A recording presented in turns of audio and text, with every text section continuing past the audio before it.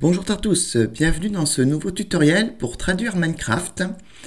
Je vous remercie encore beaucoup pour l'intérêt que vous portez pour ces tutoriels. Aujourd'hui dans celui-ci, je vais vous expliquer un peu en détail comment fonctionne notre tableur qui permet de traduire les fichiers du jeu pour pouvoir faire un resource pack. Alors, comme je vous l'ai expliqué dans la vidéo précédente, pour ça il vous faut un logiciel qui ouvre les tableurs. Je vous conseille d'utiliser LibreOffice. Car en fait c'est le logiciel qui offre le plus de compatibilité. Et surtout votre tableur, quand vous l'enregistrez, pensez toujours à l'enregistrer en ODT pour qu'il reste le plus compatible possible avec le plus de personnes, parce que si vous l'enregistrez par exemple en format Microsoft avec Excel, c'est possible que les gens qui utilisent LibreOffice ou OpenOffice aient des soucis quand ils vont l'ouvrir, que ce soit plus compatible. Donc pensez bien à ça. Je bascule tout de suite sur le logiciel pour vous montrer à quoi ça ressemble. Alors voilà donc à quoi ressemble le tableur, et je vais vous expliquer maintenant à quoi correspondent chacune des pages et chacun des éléments. Donc sur la première feuille, le sommaire, vous avez en fait un aperçu du niveau de complétion totale de votre traduction, et vous pouvez ici accéder aux différents fichiers qui sont à traduire, et vous pouvez en fait choisir si vous désirez de les traduire ou pas. Donc ça, c'est une première chose que vous pouvez déjà faire. Quand vous ouvrez votre fichier, vous pouvez choisir qu'est-ce que vous désirez traduire ou pas. Alors la première chose à traduire normalement, c'est le fichier lang.json. Donc par défaut, je vous ai proposé que ce soit le frfr.json. Mais si vous voulez, bien sûr, vous pouvez traduire autre chose, c'est comme vous voulez. Par défaut, il est déjà sélectionné traduire. Si vous ne voulez pas le traduire, vous mettez ne pas traduire, et comme ça mettra à jour le total de la progression du projet. Donc normalement, par défaut, il reste sur traduire. Par contre, la question, c'est est-ce que vous voulez traduire d'autres choses ou pas. Le fichier crédit.json, si vous voulez le traduire, ça va vous permettre de traduire, du coup, comme vous le désirez, les crédits. Donc c'est-à-dire... c'est le fichier qui contient tous les noms des personnages, enfin des personnes qui ont travaillé sur le jeu avec leur métier. Donc ça, c'est quelque chose que vous pouvez éventuellement mettre ou pas. Et on vous propose au début des crédits du jeu d'ajouter vos propres crédits. Donc si vous désirez le faire, vous pouvez mettre que vous ajoutez vos propres crédits au début. Donc vous pouvez mettre que l'intro est en cours d'ajout éventuellement, si vous êtes en train de travailler dessus. Et une fois que vous l'avez terminé, vous pourrez mettre qu'elle est complétée à 100%, car pour les introductions, il n'y a pas de système qui calcule automatiquement le pourcentage de complétion. C'est à vous de le faire manuellement. Et si vous ne voulez pas ajouter vos propres crédits, votre propre introduction avant les crédits, vous mettez simplement ne pas les traduire. Là, pour l'exemple, je vais mettre que c'est traduit à 100% par exemple. End.txt, il s'agit du dialogue de fin entre deux personnages qui parlent à propos du joueur, qui parlent du joueur. C'est un dialogue qui est en anglais dans le jeu et qui se joue une fois qu'on traverse le portail de l'end, vous savez, celui qui renvoie dans le monde principal, dans l'overworld. Donc si vous désirez, vous pouvez mettre que vous allez le traduire. Nous, pour Minecraft en Picard, on traduit tout, donc c'est simple, on a tout mis en traduire. Les post-crédits, c'est juste une petite phrase qui apparaît à la fin des crédits. C'est une phrase inspirante, je vais vous montrer à quoi ça ressemble. Donc pareil, vous pouvez la traduire ou ne pas la traduire. Et enfin, les splashes, ce sont donc les petits textes qui apparaissent sur le menu principal, à côté du titre du jeu. C'est des phrases aléatoires. Vous pouvez soit traduire celles qui sont déjà présentes dans le jeu. Nous, personnellement, on a décidé en réalité de ne pas les traduire, mais de mettre les nôtres à la place. Donc en fait, c'est ce que j'ai mis dans ajouter une intro. Vous pouvez décider d'ajouter vos propres splashes à la place. Et si vous mettez ne pas traduire pour les autres splashes, celles de base du jeu ne seront pas affichées. Il n'y aura que les vôtres qui seront affichées dans le fichier quand vous créerez votre source pack.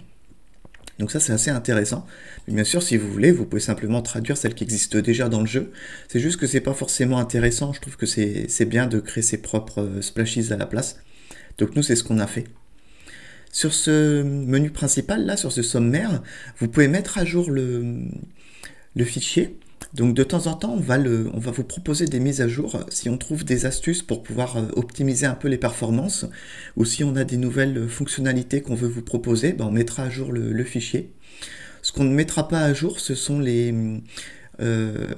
fichiers pour Minecraft à l'intérieur, c'est-à-dire qu'à l'intérieur de ce tableur, il y a le contenu des fichiers qui sont présents dans le jeu pour traduire les textes du jeu. Et ben, quand vous allez le télécharger, il y a des fichiers de base qui sont présents. C'est ceux de la 1.21.5, si je ne dis pas de bêtises. Et ben, ces fichiers-là, on ne va pas s'embêter à les mettre à jour à chaque fois, ça sera à vous de le faire. Je vous montre comment ça se fait déjà, je vous montre comment vous allez faire ça dans le tutoriel précédent, dans le tutoriel numéro 2. Donc vous allez trouver tout ça dans ces liens ici. Pour ouvrir un lien, il faut maintenir le bouton CTRL et ensuite il faut cliquer sur le lien et ça l'ouvre. De la même manière, ici on a créé des liens qui envoient aux pages à l'intérieur du tableur. Donc c'est pareil, vous appuyez sur CTRL et vous cliquez et en fait ça vous amène directement à la page correspondante. Pour le fichier langue, on a décidé aussi de vous mettre des raccourcis. Donc ces raccourcis-là, ils se mettent automatiquement à jour quand vous allez mettre à jour le contenu du fichier. Et ils enverront toujours aux mêmes endroits. Et si vous voulez, vous pouvez nommer ces endroits-là. Donc on vous propose les noms qu'on leur a donnés. Ça permet en fait d'accéder à certaines parties du jeu. Par exemple, on va dire que ce sont des raccourcis. Ce raccourci-là, par exemple, on l'a appelé couleur. Donc vous allez sur la cellule à côté, vous faites CTRL, enfin vous maintenez CTRL enfoncé et vous cliquez dessus. Et en fait, vous voyez, ça vous amène dans les couleurs. Donc ça vous permet d'accéder rapidement à l'endroit de votre choix dans le fichier langue. Donc ça, vous pouvez les renommer comme vous voulez. Et puis si vous voulez les personnaliser un peu plus, dans ce cas-là, rejoignez notre serveur Discord. C'est bien, je vous mets tous les liens en description sous cette vidéo. Et je vous expliquerai exactement comment ça fonctionne, comment faire pour ajouter vos propres favoris, comme ça, raccourcis personnalisés, en faisant en sorte qu'ils se mettent toujours à jour à chaque fois que vous mettez à jour le contenu des fichiers. Donc dans chacune des pages, il y a en fait le contenu des fichiers du jeu qui est présenté. Pour cette page-ci qui concerne le fichier langue, le contenu du fichier en fait est déjà un peu mis en forme et séparé en deux colonnes. Mais pour les autres pages, en général, il est sur une seule colonne. Donc je vais vous montrer chaque page une à une pour vous expliquer à quoi ça ressemble. Donc déjà, la première chose qu'on peut noter, c'est qu'en fait, il y a des petites options ici qui permettent de trier les colonnes pour les afficher dans l'ordre de votre choix. Donc par exemple, vous pouvez les afficher dans des ordres croissants, décroissants. Ça peut vous aider à accéder à faciliter la traduction, à accéder à certaines parties du code plus facilement. Et la première colonne, elle représente les lignes de code. Donc elles sont notées dans l'ordre. Donc quand vous remettez cette première colonne par ordre croissant, vous obtenez toujours votre fichier dans l'ordre dans lequel il est censé être. Donc c'est normal, hein, si ça commence à 1 million, c'est tout à fait normal, c'est parce que si on avait simplement fait 1, 2, 3, 4, 5, etc., il peut y avoir des soucis quand on fait... quand on les trie par ordre croissant, au lieu de faire 1, 2, 3, 4, 5, ça peut faire 1, 10, 100, 1000, etc. Et puis après seulement il y aura par exemple 11, 110, 111, etc. Enfin ça les trie un peu bizarrement, au lieu de bien le faire par ordre croissant. Parce que ça les considère souvent comme du texte et pas comme réellement des nombres.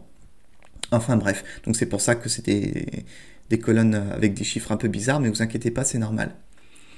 Donc ici vous avez donc dans les deux premières colonnes le contexte qui vous permet de traduire le fichier. Je vous montre rapidement le fichier pour vous montrer à quoi il ressemble. Vous allez comprendre vite fait pourquoi on l'a mis en forme comme ça. Donc voilà le fichier langue, voilà à quoi il ressemble. Voilà comment est-ce qu'il est quand il est dans votre resource pack.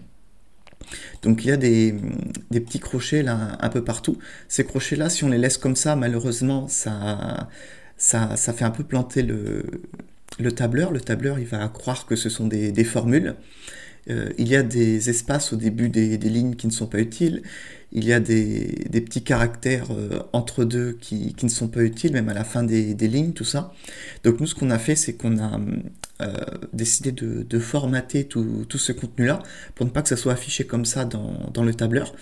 À la place, on a simplement le début de la ligne de code qui est affiché dans la première colonne. Donc ça permet d'avoir le contexte pour savoir qu'est-ce qu'on est en train de traduire. Et à côté, la partie qui est en français, donc ça c'est vraiment le texte qui est affiché dans le jeu, et bien il s'affiche ici dans cette colonne-là. Et vous, la colonne qui est à côté, qui s'appelle la colonne traduction, c'est celle où vous allez noter par quoi est-ce que vous voulez le remplacer. Et quand vous notez quelque chose là, ça va se mettre automatiquement à jour dans cette colonne ici à côté, où ça va remplacer par ce que vous avez mis.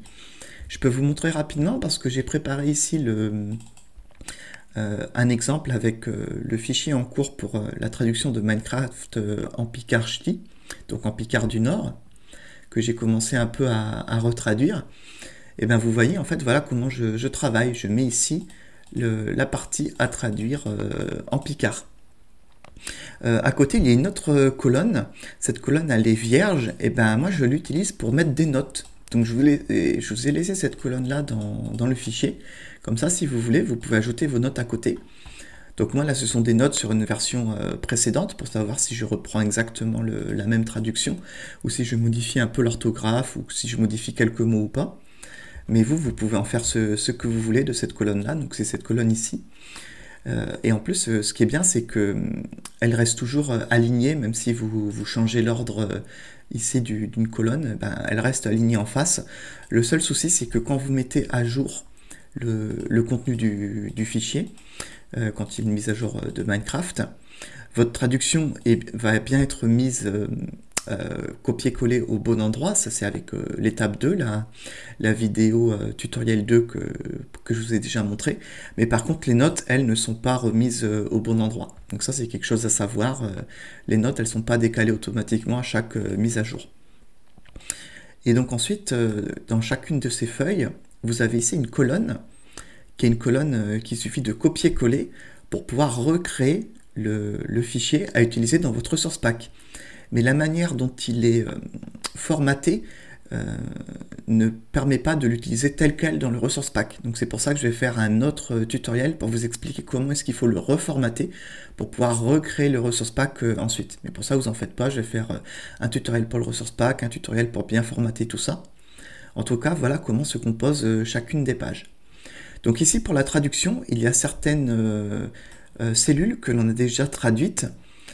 Ce sont les cellules qui n'ont pas besoin d'être traduites, c'est les formules qui peuvent rester telles quelles. Ça fait que du coup, quand vous allez ici, vous pouvez voir sur le sommaire que vous avez déjà un certain pourcentage de traduction déjà complété. On voit là 169 lignes sur le nombre total de lignes qui sont déjà faites. Et bien ce sont les choses que du coup on vous épargne, que vous n'avez pas à devoir chercher vous-même pour vérifier que ces choses-là ne doivent pas être traduites. Voilà, ça permet de vous avancer. En fait, le plus qu'on a pu vous avancer, on l'a fait.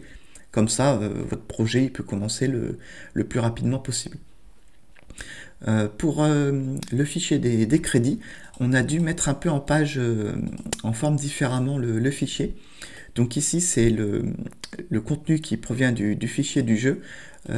On a dû utiliser ces sortes de lettres cyrilliques pour remplacer des espaces. Et en fait, le contenu il se retrouve comme ça en plein milieu de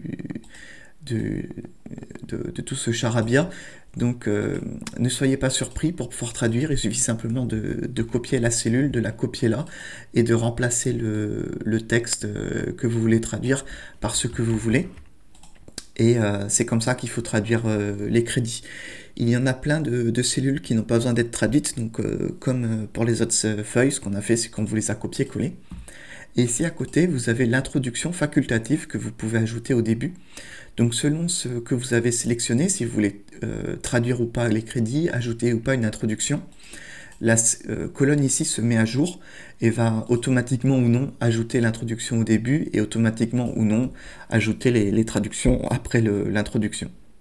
Ajouter la traduction après l'introduction. Donc cette introduction ici permet d'ajouter vos propres crédits. Donc nous, la manière dont on fait ça, c'est qu'on met le nom de notre resource pack. Donc je vous ai préparé vraiment un template vierge ici. On a décidé de mettre le nom de la langue dans laquelle on traduit Minecraft. Et puis après, on met simplement les noms des traducteurs, des personnes qui contribuent à faire le projet avec nous, un petit remerciement. Et puis voilà, donc je vous propose d'utiliser le même template. Pour ajouter des noms, il suffit simplement de tout copier et de tout décaler un peu plus bas. Donc en fait, vous copiez tout ça jusqu'ici. Donc là, il faut faire Shift pour copier jusque là. Hop. Voilà. Et en fait, vous copiez ça plus bas. Et c'est comme ça que vous insérez des lignes pour ajouter des noms dans ce cas-là. Alors, il ne faut pas le faire au dernier comme j'ai fait, parce qu'en fait, il faut toujours qu'il y ait une petite virgule ici. Donc, mais ça, c'est des petits détails. Si vous avez des soucis, en fait, demandez-moi dans le Discord. Donc, vous mentionnez William. C'est moi, William, sur Discord. Et je peux vous donner des conseils, en fait. Mais voilà, par exemple, ça c'est des petits trucs qu'il ne faut pas oublier, les petites virgules entre deux. C'est que le dernier qui n'a pas de virgule. Les autres entre deux doivent avoir une virgule. Enfin bref. Je passe rapidement à la suite. Pour l'end, à nouveau, c'est la même chose. Ici, vous avez le contenu du fichier et ici, la traduction. Donc vous copiez simplement et vous collez ici. Entre deux, il y a toujours une ligne vide, donc vous la laissez vide, ne vous inquiétez pas, c'est tout à fait normal. Elle apparaît aussi ici à chaque fois, c'est normal, c'est comme ça que le fichier est fait. Pour les post-crédits, c'est simplement une seule phrase à traduire. Donc vous la copiez, vous la collez ici, oups, donc CTRL-V, voilà, et vous la traduisez. Donc ça, c'est vraiment le plus simple à faire. Les splashes, ils sont là, donc comme je vous ai dit, vous pouvez ou non décider de traduire ceux qui sont ici. Et donc vous mettez en face et vous traduisez dans la langue de votre choix. Nous, on a décidé de ne pas faire ça, on a décidé simplement d'ajouter les nôtres. Donc tous ceux que vous voulez ajouter, vous les mettez ici, vous mettez vos personnels. Si vous avez bien mis ajouter une intro, et ils sont ajoutés ici et ils apparaissent avant les autres. Si jamais vous activez la traduction, tous ceux que vous traduisez apparaîtront ici. Ils apparaîtront à la suite. Voilà comment ça marche. À la fin, je vous mets une petite feuille de notes. Je vous ai mis quelques liens à l'intérieur qui permettent de traduire le jeu. C'est des petits endroits où trouver des informations utiles qui vont vous aider pour votre traduction. Ce que je vais faire, c'est que je suis en train de rédiger un PDF très complet et très précis sur comment traduire le jeu, réaliser le ressource pack, etc. Il contiendra plus de liens que ça, et des liens très très pertinents. Il y a des choses très précises à chercher.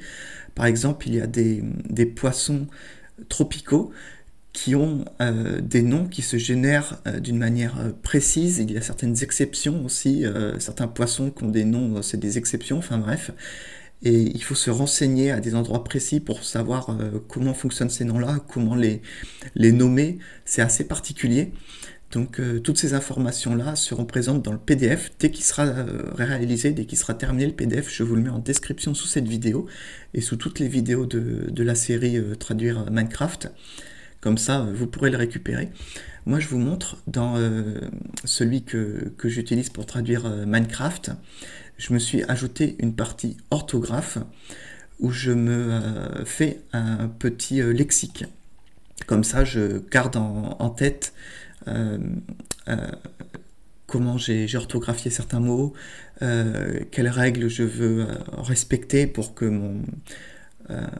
mon fichier utilise toujours les mêmes règles d'orthographe, voilà quoi. Donc c'est votre petit endroit où mettre vos notes personnelles. Voilà donc comment fonctionne ce fichier. Je ne sais pas comment terminer cette vidéo, donc je vous souhaite une très bonne journée, une très bonne continuation.